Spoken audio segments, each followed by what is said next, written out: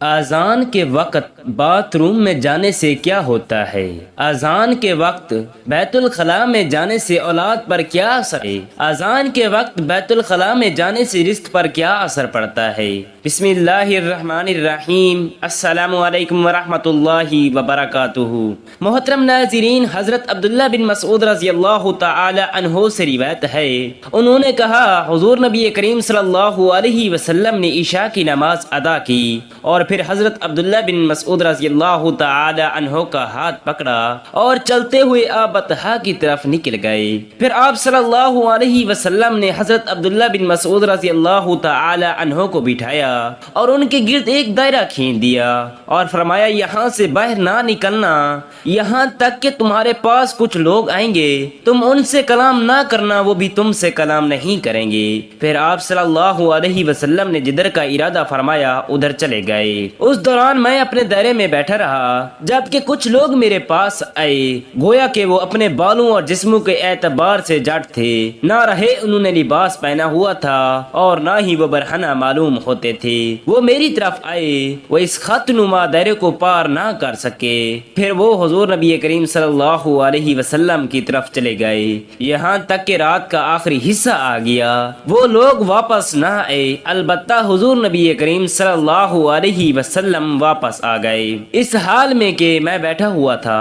پھر آپ نے مجھ سے فرمایا میں رات بھر سے سویا نہیں ہوں۔ پھر حضور نبی کریم صلی اللہ علیہ وسلم میرے پاس اس حصار میں داخل ہوئے اور میرے زانوں پر سر مبارک رکھ کر آرام فرما ہو گئے۔ آپ جب آرام فرما ہوتے تو تیز سانسوں کی آواز آتی تھی۔ اسی دوران جب میں بیٹھا ہوا تھا اور آپ صلی اللہ علیہ وسلم میرے زانوں پر سر مبارک رکھ کر آرام فرما ہو گئے، اس دوران سفید لباس میں ملبوس کچھ لوگ آئے۔ ان کے حسن و جمال کا عالم تو اللہ تعالی ہی بہتر جانتا ہے۔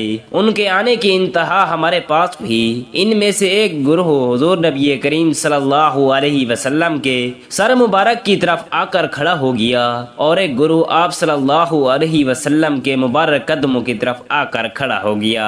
پھر انہوں نے آپس میں کہا میں نے آج تک کوئی بھی نبی ایسا نہیں دیکھا جتنی عنایت اس نبی پر ہوئی ہے۔ ان کی دونوں آنکھیں سو جاتی ہیں لیکن ان کا دل جاگتا رہتا ہے۔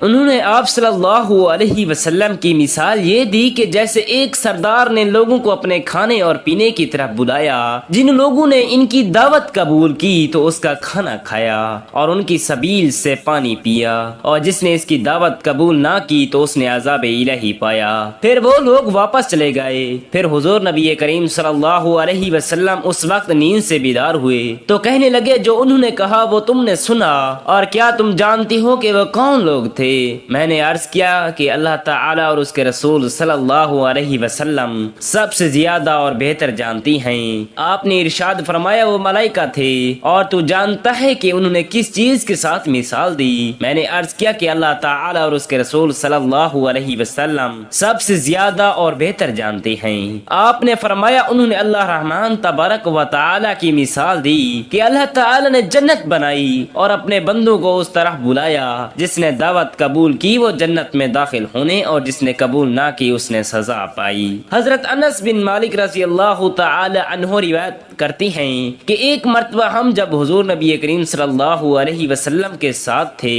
تو آپ مسکرائے یہاں تک کہ آپ کی داڑھی مبارک زہر ہو گئی۔ آپ نے فرمایا کیا تم جانتے ہو کہ میں کیوں مسکرایا؟ صحابہ اکرام رضوان اللہ علیہ مجمعین جو وہاں بیٹھے تھے انہوں نے عرض کی اللہ تعالی اور اس کے رسول صلی اللہ علیہ وسلم سب سے زیادہ اور بہتر جانتی ہیں۔ آپ نے فرمایا جب بندہ قیامت کے دن کو اپنے رب سے حجت بازی کرے گا تو اس وقت اللہ تعالی سے کہے گا کہ آپ نے مجھے ظلم سے نجات نہیں دی تھی؟ اللہ تعالی فرمائے گا کیوں نہیں؟ تو بندہ کہے گا صرف میرے جسم سے ہی گواہی لی جائے۔ تو اسے کہا جائے گا ٹھیک ہے آج کے دن تیرے لیے تیرا نفس ہی کافی ہے اور تجھ پر تیرا نفس ہی معتبر ہے۔ چنانچہ اس کے منہ پر مہر لگا دی جائے گی اور اس کے اعضاء سے کہا جائے گا کلام کرو، تو وہ اس کے اعمال کے بارے میں سب کچھ بتائیں گے۔ پھر اس کے درمیان اور اس کے کلام کے درمیان سے رکاوٹ ہٹا دی جائے گی جو اس کے مہر سنت پر لگی ہوئی تھی تو وہ اپنے اعضاء سے کہے گا تم غلط ہو، تمہیں ہی تو بچانے کے لیے میں جھگڑ رہا تھا۔ اذان کے وقت مسلمان فوری طور پر نماز کی تیاری کرنی چاہیے اور اس کا احترام کرنا چاہیے۔ اذان ایک عظیم عبادت ہے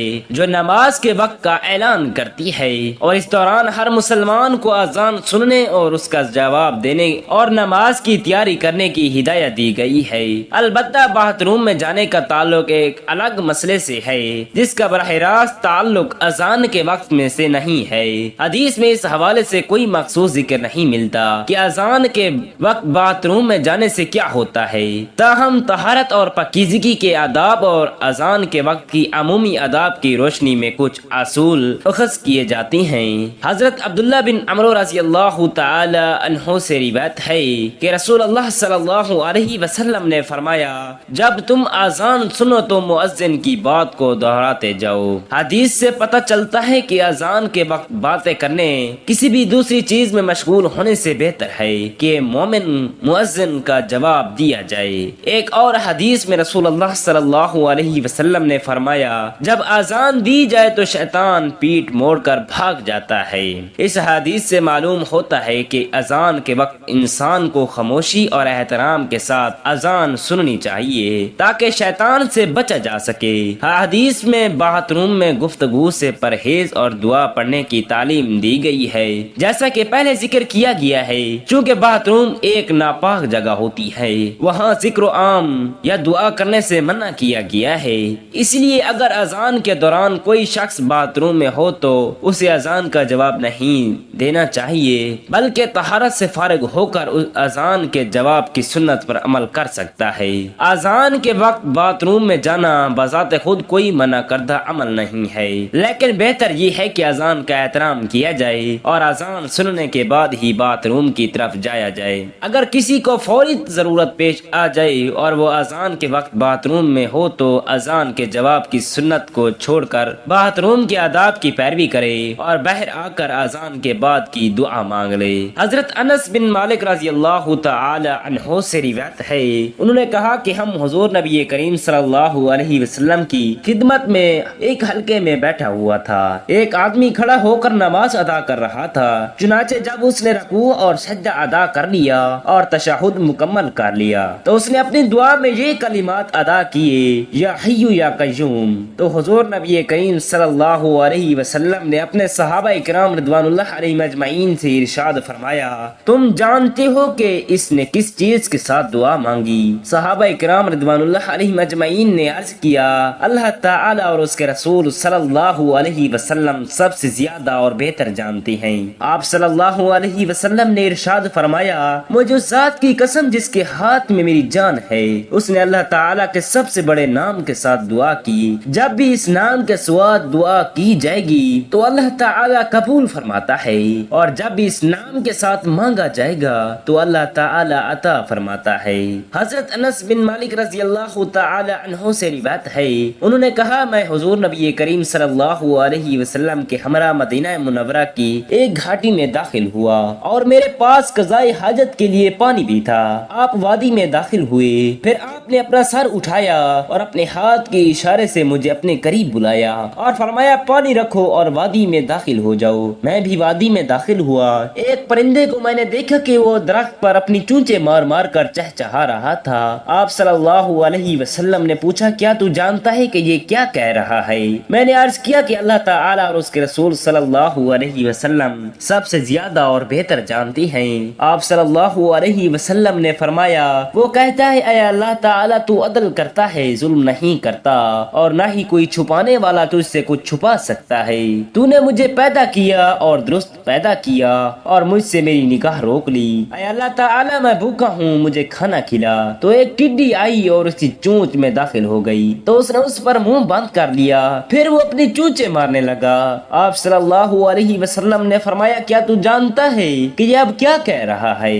میں نے عرض کیا کہ اللہ تعالی اور اس کے رسول صلی اللہ علیہ وسلم سب سے زیادہ اور بہتر جانتی ہیں۔ آپ صلی اللہ علیہ وسلم نے مبارک ارشاد فرمایا وہ کہتا ہے جو اللہ تعالی پر بھروسہ رکھتا ہے اللہ تعالی اسے نہیں بھولتا، اور جو اللہ تعالی کو بھول گیا اس نے خطا کی، اس دن کے بعد بعد وہ مایوس ہوگا۔ رزق بذات خود اپنے تلاش کرنے والے سے زیادہ اسے تلاش کرتا ہے۔ حضور صلی اللہ علیہ وسلم نے فرمایا اللہ تعالیٰ تجھے ہدایت پر قائم رکھے، آمین۔ اللہ تعالیٰ ہمیں حضور نبی کریم صلی اللہ علیہ وسلم کی سنت پر عمل پیرا ہونے کی توفیق عطا فرمائے اور ہمیں اسلامی تعلیمات کو سیکھنے اور سکھانے کی توفیق عطا فرمائے، آمین ثم آمین۔ اللہ تعالیٰ اور حضور اکرم صلی اللہ علیہ وسلم کے ناموں میں سے ایک نام ضرور کمنٹ کریں اور اپنی رائے کو کمنٹ میں ضرور شیئر کریں۔ اللہ تعالیٰ ہم سب کا حامی و ناصر ہو اور ہم سب کا خاتمہ بالخیر فرمائے، آمین ثم آمین۔ جزاک اللہ خیرا کثیرا۔